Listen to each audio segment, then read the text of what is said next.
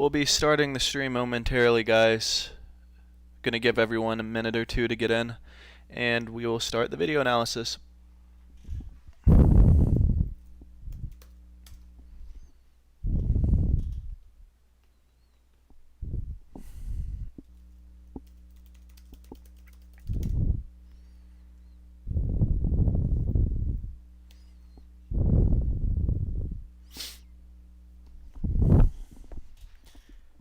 Alright, let's go ahead and get started. So, as always, let me just preface this by saying that this is just my opinion on these athletes' technique. Don't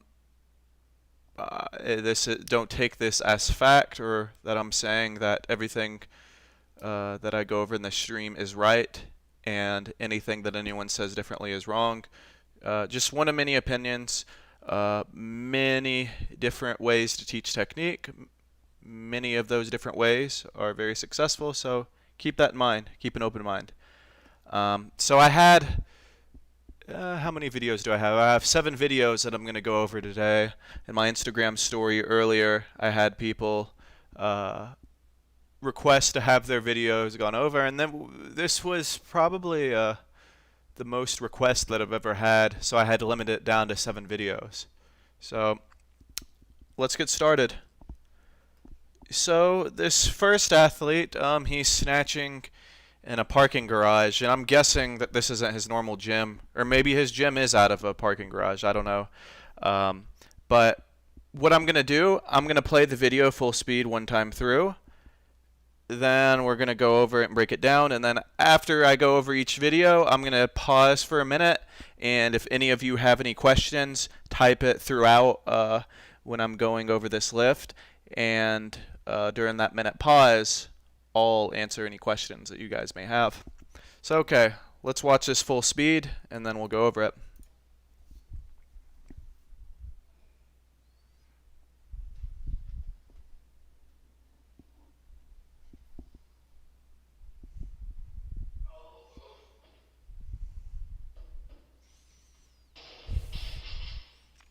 Okay, so that looked alright. First, let's point out, yeah, of course, not a problem at all.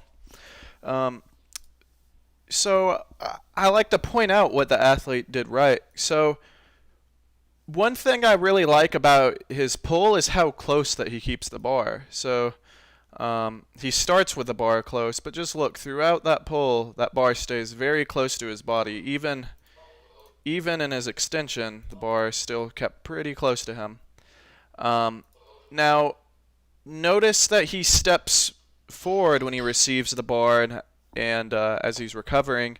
And I don't want to be too critical of athletes who are coming off balance in the recovery and having to step a little forward and a little backward when they're training in parking garages or driveways and whatnot. Because keep in mind, in a parking garage or in your normal garage or in a driveway, it's not meant to be built perfectly flat. Like, you want there to be a curvature, an incline or a decline somewhere to allow for water to drain. Like you could even see right here, there's a little drainage vent right here. So one of the reasons why he's coming off balance when he recovers, maybe he's lifting on a slope. So it could be something as simple as that.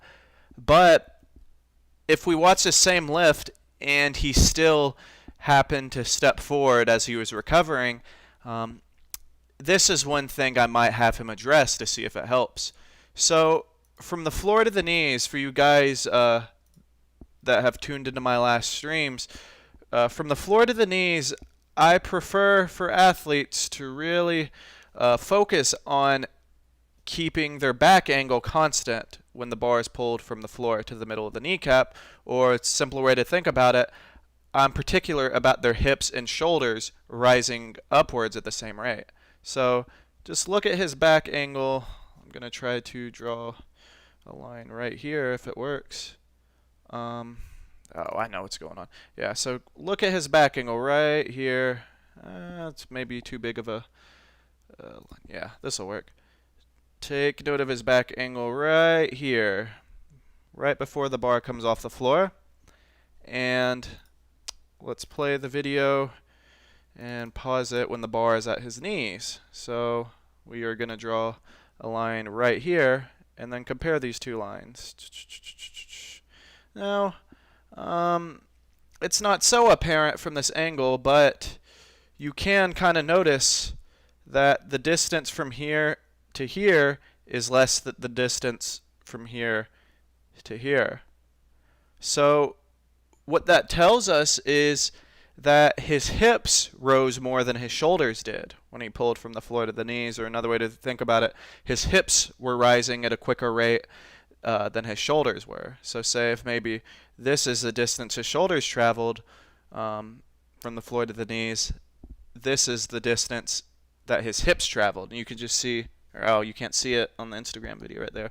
So say distance here, hip from that's the distance his shoulders traveled.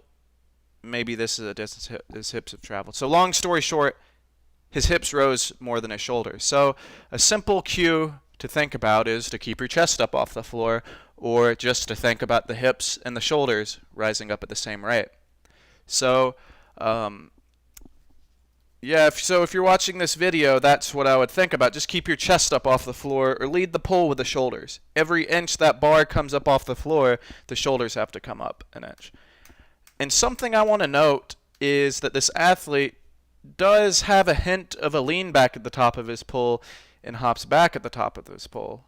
That's a pretty decent power position, but let's look at his extension. Yeah, so see his body is like slightly bowed back, and then if you look at his feet, like so let's draw a line right here.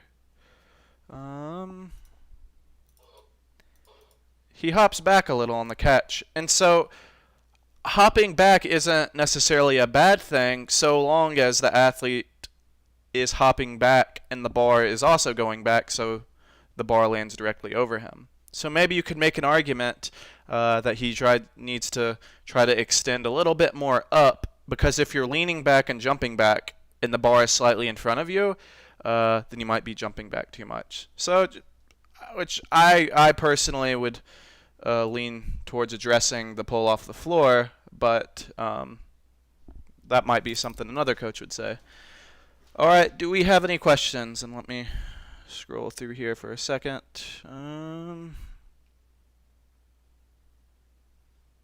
I'll wait another 30 seconds and then we will go on to the next video.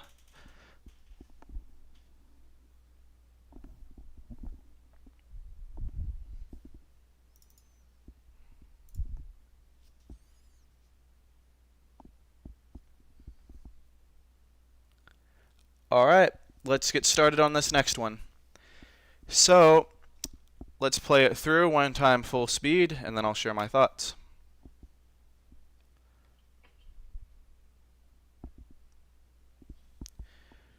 All right, so there are two things that I want to mention about this video. The first thing, and I would say the most important thing to address, is just overall how this lift is being performed. So he's trying to perform a squat snatch based on how he's moving, but the lift just looks choppy right now. You see it looks segmented. And if I took a wild guess, this athlete learned to power snatch before he learned how to squat snatch, because I would more characterize this lift as a power snatch plus an overhead squat versus a squat snatch. In like a squat snatch, in an efficient lift, the goal is to pull the bar up to where you're extended, so he extends nicely right here. But the instant that you finish extending and pulling the bar up, next objective is to pull your body down. So at this point, he should be concerned with driving his body down, or pulling his body down underneath the bar so that he receives it in the bottom of an overhead squat. And now look, so he catches the bar right here and then overhead squats up. So what I would recommend for that, if you're watching this, is to practice, warm up with some drop snatches or snatch balances. Get comfortable with driving the bar up and then immediately driving your body underneath the bar. Because in a snatch, you're going to do the exact same thing. Again, the objective is to pull the bar up. So to pull the bar up to here, or about, yeah, I can't pause it at the right time, but you get the idea. To get in a good jumping position, extend, and then after you finished extending, the objective needs to be to pull your body underneath the bar. So right here, you're just wasting time, and you're pulling the bar way higher than you need to if you're power snatching and then overhead squatting it. So get comfortable dropping under the bar, and any day that you're going to practice squat snatching, warm up with drop snatches. Just get comfortable driving under the bar. You drive the bar up, then you drive the body down. And the second thing I wanted to mention is how you're coming off the floor, or how you're coming off the ground. So take note of where the bar is right here. That's the end cap of the bar. And then look as you come off the floor. We'll color in the end cap. See, the bar has drifted away from you if you connect these lines right here. Now again, you're lifting outside. It looks like you're lifting in some parking lot. So the ground could just be a little bit off and the bar is rolling away from you. But you would like for the bar to come up off the floor or even drift in. So you'd want it to maybe move in this direction or kind of in this direction, but you never want it to drift away from you. So I know that's exaggerated, but so just something to think about and something to observe. Just to pay attention, see how the bar is coming off the floor. You want the bar to come up and drift in a little versus drift away, because if the bar is drifting away from you, if it's going in this direction off the floor, then guess what? That whole pull of the bar is going to be drifting away from you. It's going to be in front of you, and if an object is in front of you versus like right up against you, then it's just going to be heavier to have to lift. Could that be partially remedied by starting an inch or so over the toes? Yeah, so if an athlete has a tendency for the bar to drift away from them in their first pull, the first thing that I look for is to see where the bar is starting in relation to the athlete's shins or in relation to the foot. And a lot of the time, athletes will start with the bar right up against their shins. And if the bar is drifting away when it's starting up against their shins, I find that telling the athlete to leave a little bit of space between the shin and the barbell will facilitate the bar drifting in versus drifting away. Good question. And it's also dependent on where the athlete's hips are in their start position. Athletes with lower hip start position may start with the bar closer. Are there any other questions before we move on? It's usually right over the ball of my foot with a little space between the shins and the bar. So in that case, you might be pulling around your knees instead of getting your knees out of the way of the bar. So just think about pressing through the floor a little more with the legs, or pushing through the ground with the legs to see if you can't get those knees out of the way so the bar can come up and in versus the bar having to drift around your knees. Maybe think about that next time. Just push your feet through the ground a little more next time. Hey, thanks for tuning in from Brazil. Do we have any other questions? And if not, we'll move on to the next video.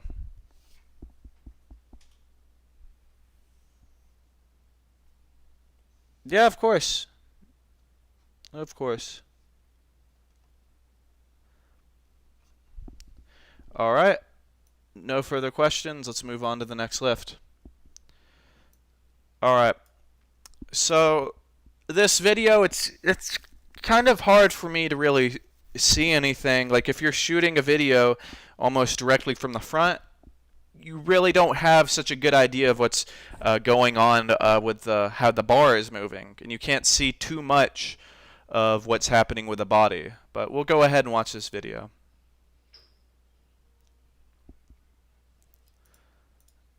And so really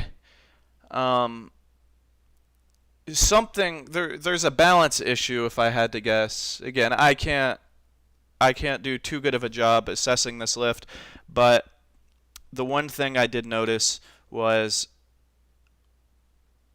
the athlete looked like they were jumping forward. So I'm just drawing a line like right in front of the toes on at the beginning of the pull, and then just watch what happens when the athlete receives it. See how the toes have now moved past that line. And again, the front angle you can't see too much, but from watching this, it looks like the bar is like being drastically like pulled in, maybe almost too much, if that makes sense. Like the bar isn't just coming up and slightly in, but it's like I know some people prefer to teach for the bar to be swept in with the lats, and if that's done to an extreme, like so say, and I'm gonna attempt to draw a bar path. It may not look like much of a bar path at all, but we're gonna try. So okay, let's say if we were watching this lift from the side with her.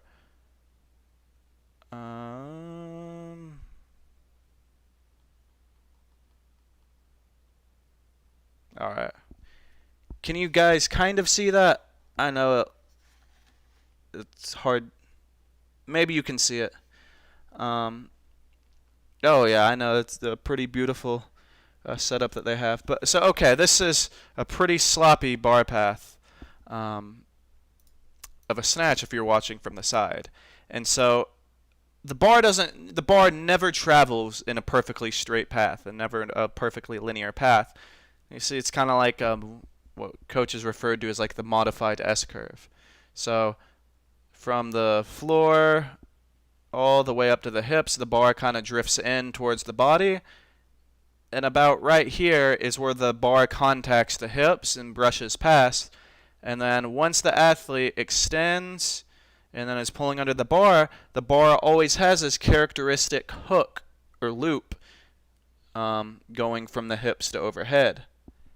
And so the objective is to try to minimize this loop, or in general, try to confine this path into a really, that's kind of redundant, to try to keep it into a confined path. So it is going to move backwards and forwards, or another way to think of it, there is going to be like so-called horizontal deviation, which means it is going to move forward and backwards as well as just vertical. But you would like to keep that into a confined space, like kind of like say if the athlete was like, or the bar was like in a box or something like this, and you wanted to keep it in the space. And so when you're like sweeping the bar, if you were to watch the bar path, it causes the bar to drift excessively back, and then so when you extend the bar, I think it kind of kicks out a little bit. And so you see, it just creates a bigger loop, and maybe that's why she was having to hop forward. That's just a thought, and I can't really decisively say without seeing a video maybe a little bit more from the side. So if you're watching this stream, next time we have one, send in a video. Try to record one more from the side, and I'll be able to give you a better opinion. Following you a long time. I am your explanation for it. Hey, thanks for following me. I'm glad that you're enjoying it. Let me know if there are any questions, and if not, we will move on to the next lift. And Lonnie, if you're still watching this stream, I hope that your knee has been feeling better. What do you think about the way that I receive it? Yeah, it's so the way you receive the bar is really where you receive the bar is going to be dependent on where you pull the bar. So I would like to see what your pull looks like from the side, and if there's anything that needs to be address that before I comment on your receiving position, because a lot of times maybe what looks like a not so good receiving position is just due to a not so good pull that causes you to have to chase the bar versus being in a good position to just wedge yourself under the bar to catch it, if that makes sense.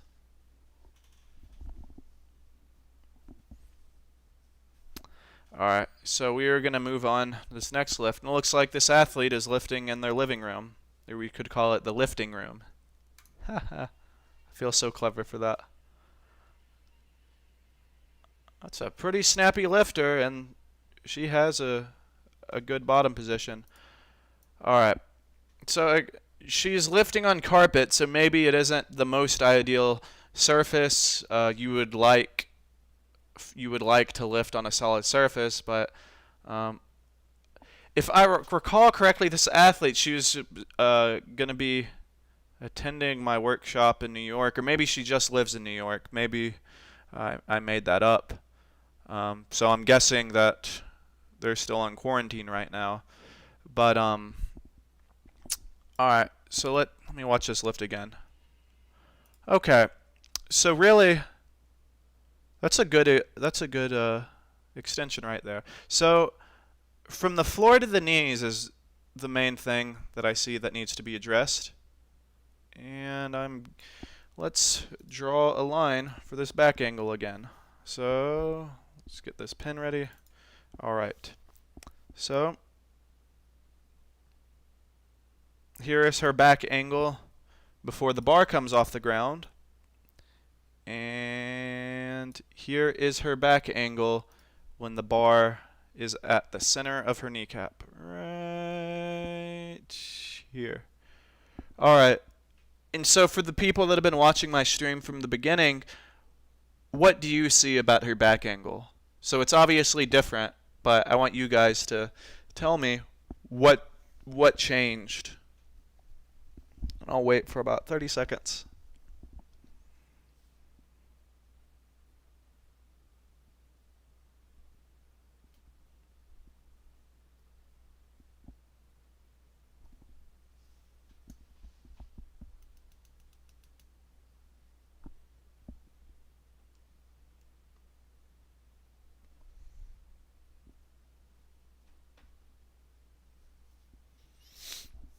So, okay.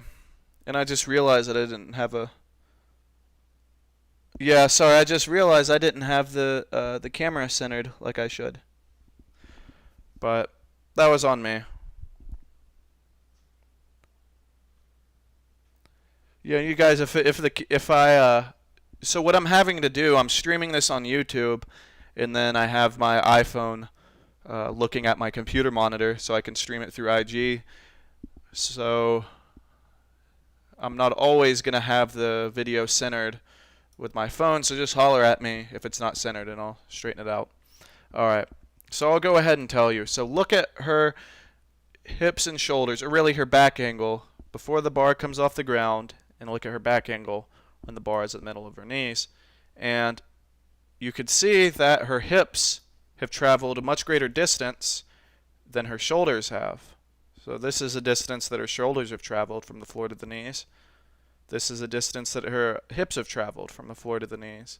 Much greater distance. So her shoulders are rising up less than her hips are.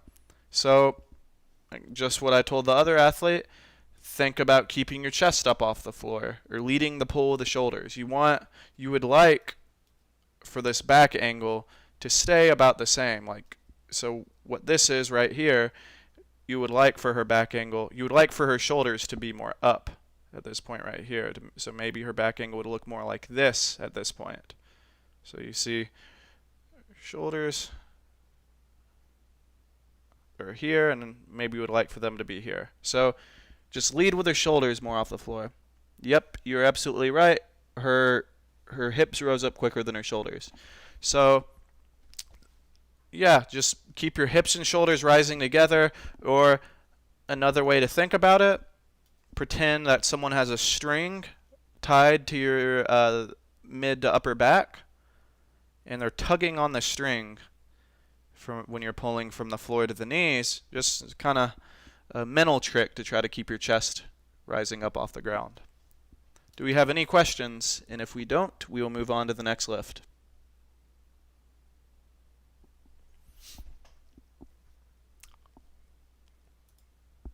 All right, let's move on to the next one.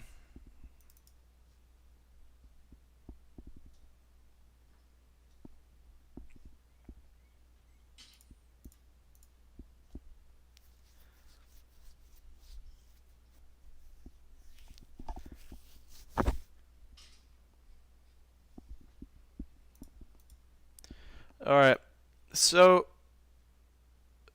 the biggest thing that jumps out at me is this right here. So let's draw a line right in front of his toes, right here. So that's where his feet are while he's pulling. You can see right here. Now watch where his feet are on the catch.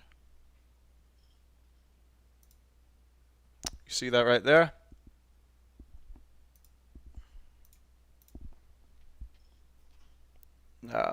One second. I'll play that again. You guys see what's happening?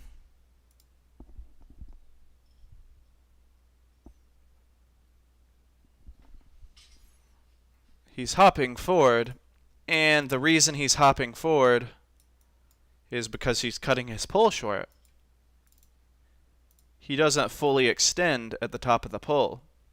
So the objective of the pull is to get the body into a good jumping or just a good explosive position. Like it'll look, this is a good exploding or jumping position. Like if you were to remove the bar out of his hands, he looks like he'd be about ready to hop up in the air and hop up pretty high.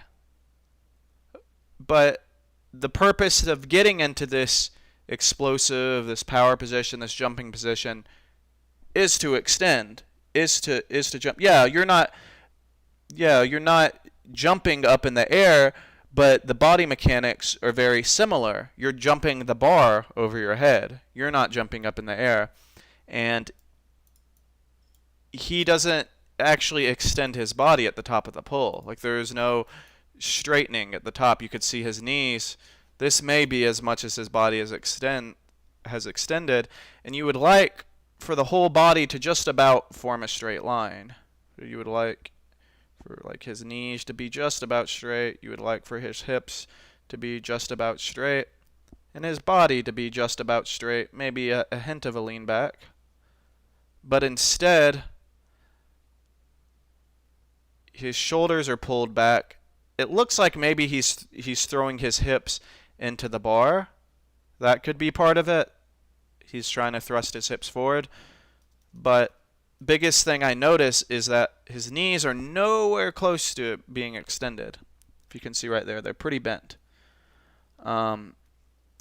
So what I would tell him to do is just try to straighten his leg more at the top, or maybe practice pulls and snatches from the hang just so he can focus on extending his leg so it's more straight at the top of the pull rather than it's just bent right now.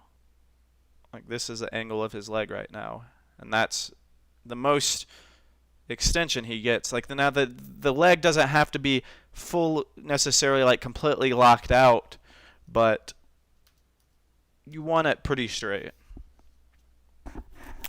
Does anyone have any questions? That would be the first thing that I would address with this lift.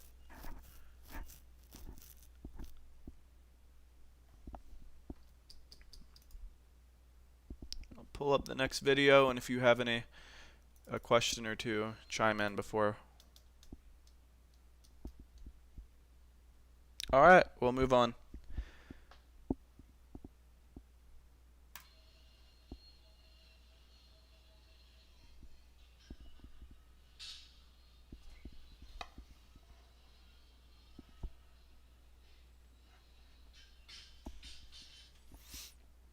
Alright, so just a couple of power cleans, again in a garage on a stall mat.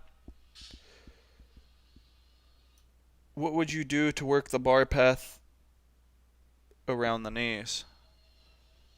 Let's just take a look at this last video. So if you're still referencing this, no,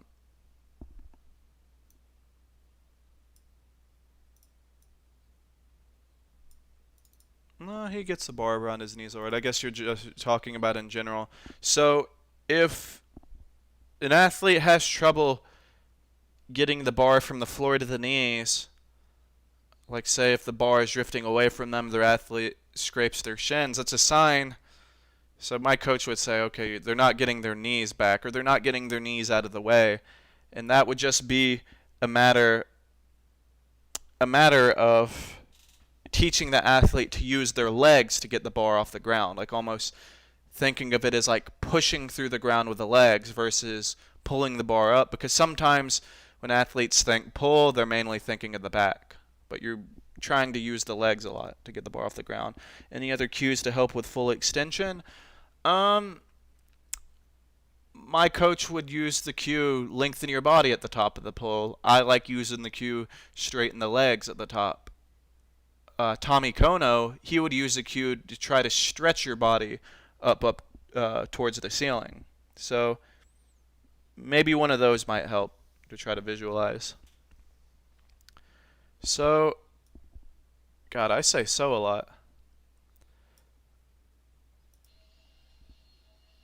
With this power clean, I think she comes off the floor all right. You know, we were talking about pushing through the floor with the legs, or using the legs off the ground, and one of the ways to be able to tell that is what's going on with the shin angle, if the athlete is using their legs or not. So, there I go again saying so. Let's take a look at her shin angle before the bar comes off the ground right here.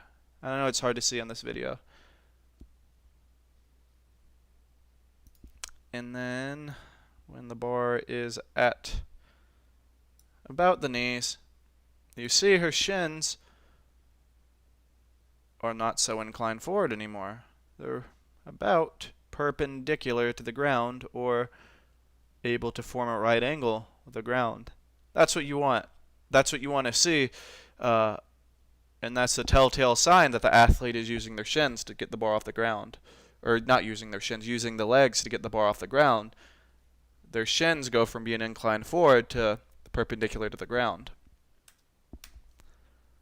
So she does a good job of coming off the floor. Biggest thing I notice is that the bar is banging off of her thigh. Like, look, the bar contacts about there, and so when she extends, like, you could see where her hips are, and then look at where the bar is. So with her extension, the bar is out here, and maybe her hip or upper thigh is about right here. So you would like, when the body is extending, you would like for the bar, say if, we'll just draw right here, say if this is her hip right here, if we're watching directly from the side, you would like the bar to brush past the upper thigh. But it looks like, instead, the bar is banging off of her lower thigh, and then so once she extends, the bar is already like out here. So with her, I would maybe have her practice pulls, both from the hang and from off the ground, and to have her focus on getting a brush, keeping the bar close as she extends versus the bar banging away from her.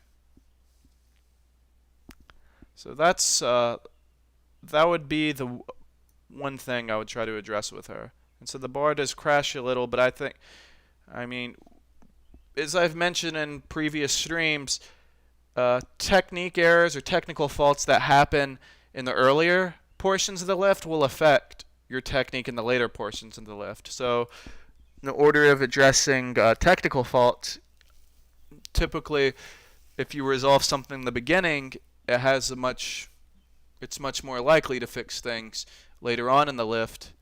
But if you fix things later on in the lift, it isn't going to fix things that happen earlier in the lift. So yeah, just try to get more of a brush. Practice pulls and cleans from the hang off the ground, and each time you extend, you want to feel the bar brush your upper thigh. You do not want for it to bang away from you. The objective is to keep the bar close.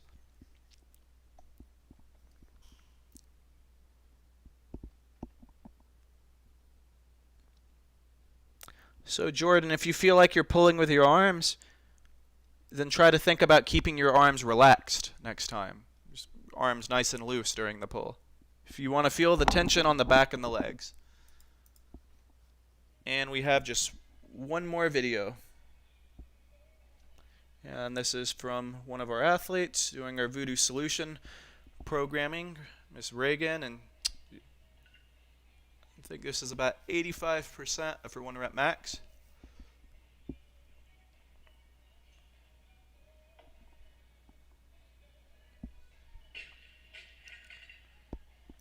So I liked this clean.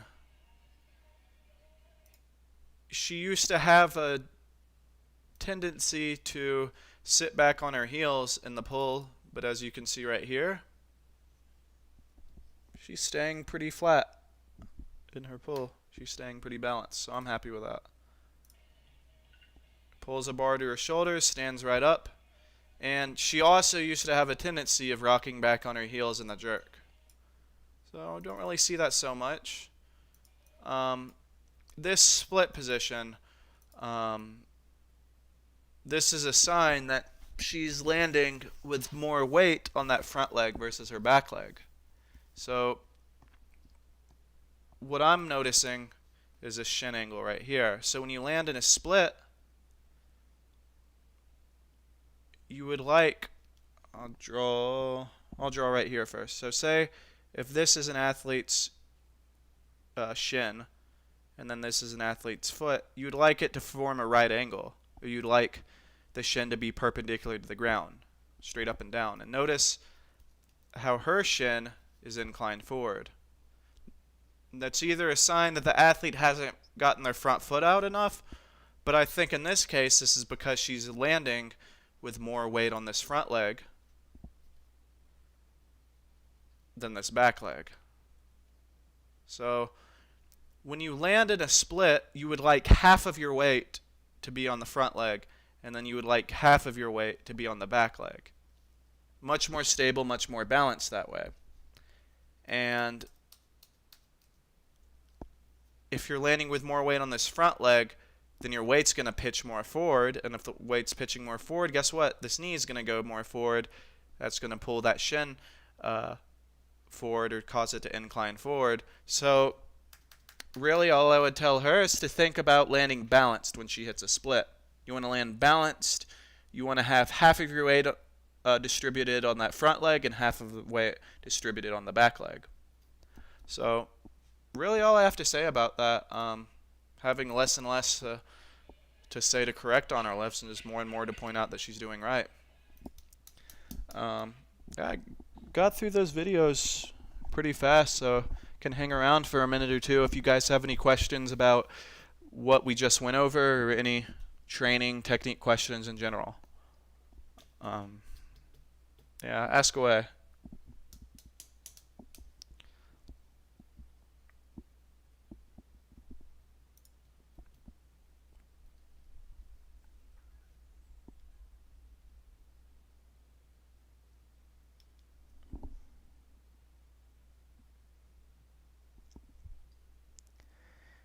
So, if your arms are bending early on cleans and snatches, you're generating tension in your arms, and you don't need to have tension. Like you would like for the arms to be relaxed when you're pulling the bar up, so that they can come into play when you're pulling the body down underneath the barbell. So what I like to tell athletes to do is to think about keeping their arms relaxed throughout the pull or throughout pulling the bar up, or just focusing on pushing through the floor with the legs, feeling the tension in the legs and the back. And it helps to segment the lift, to break the lift down into smaller parts, maybe performing pulls and snatches from the hang and focusing on keeping the arms relaxed just in those small segments of the lift. And then once you can comfortably and correctly perform these segments of the lifts, keeping your arms relaxed and not coming into play, then you can start adding a little more of the lift on, and then start right over. Practice pulls of that segment, keeping the arms relaxed, and then practice actual snatches and cleans on that segment, keeping the arms relaxed.